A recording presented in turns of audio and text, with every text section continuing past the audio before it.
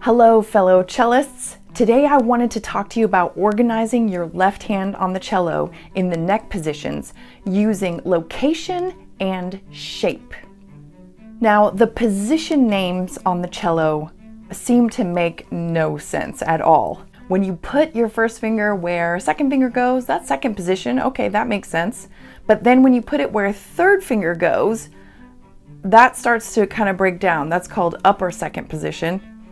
And then when you put your first finger where fourth finger goes, that one's called third position. So they really seem to make no sense. And from what I can tell, it seems like we have named our positions after what violinists' fingers are doing on the fingerboard. So like their third finger will play what our fourth finger plays. That's why that's called third position. Anyway, it's not important to know all that.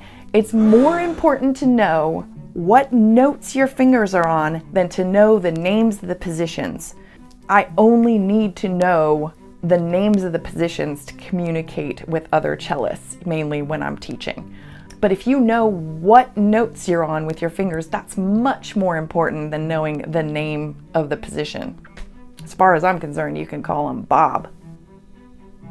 But just in case it's useful for you to know the names of the positions on the neck, let's take a tour.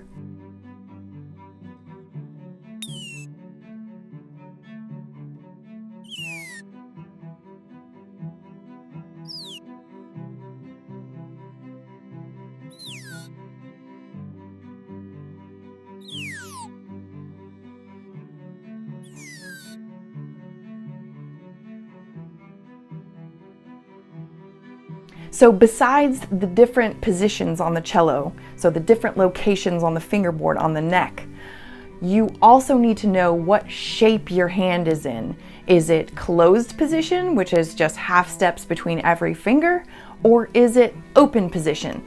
Most of you probably know open position as extended or stretch.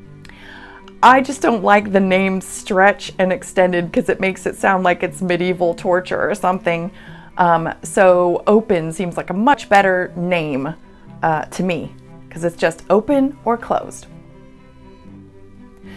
Open position is really useful on the cello because it allows you to get a whole step between your first and second finger. This helps you play what we know as low ones, but also high fours. So you're never going to be playing like a stretched out pinky. You're always going to be doing any of those stretches just between the 1 and the 2. It makes sense because the first finger is one of the stronger fingers, and pinky, you just never want to be sending that alone by itself. Open and closed positions might seem kind of limiting. You only have those 2 options for everything that you do on the neck on the cello. But what I have found is that it actually makes it much more organized. So if you can stay within the structure of open or closed, it makes it a lot easier to keep your hand from just getting so chaotic and just being an octopus around on the fingerboard and not being able to control everything. Now I'll show you how to create open position in 4 easy steps. Step 1. Make a peace sign with your fingers spread as wide as you can. Step 2, straighten your third and fourth fingers, remembering to keep that big distance between 1 and 2. Step 3, curve all your fingers except for the first finger, which you will keep straight and off at a jaunty angle. Step 4, place your fingers on the string, remembering that the curved fingers will pull instead of press. Some of my students with smaller hands will complain about open position and say, like, I just cannot get that stretch. This whole step needs to equal this whole step. I just can't get that stretch. The good news is you don't have to point back that far with your first finger because you can use the properties that we use sometimes of less pressure equaling a flatter sound and more pressure equaling a sharper sound. So if you can just press less with your first finger, even though it's not in the right spot, it will sound flatter because you're not pressing the string fully. Now that you've got a solid idea of what open position is, let's see how it can expand our reach in the neck positions.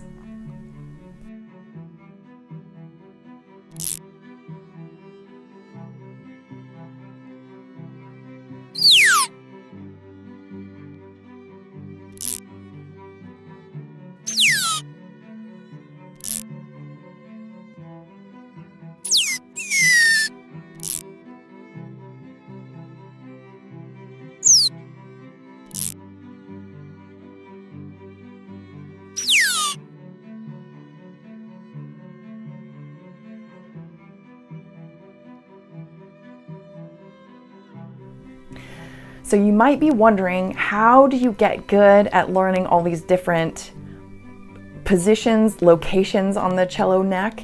And also, how do you get good at doing this like extension stuff, extension, stretch, or open position? My favorite book in which to learn this is Position Pieces for Cello Volume 1 by Rick Mooney. Position Pieces is great if you just want exercises to do, but if you need a little bit more help figuring out how to shape your hand in open and closed position, you should check out Martha Gershevsky's book, The Language of the Left Hand for the Cello, and also The Road to Secure Intonation in the Neck Positions for the Cello. And then, if you want to try your hand at putting in your own fingerings, I will have some worksheets on my website and this corresponding blog post. I hope this video helped you feel more confident about what's going on in the neck positions on your fingerboard. And until I see you again, happy practicing and stay organized. Bye.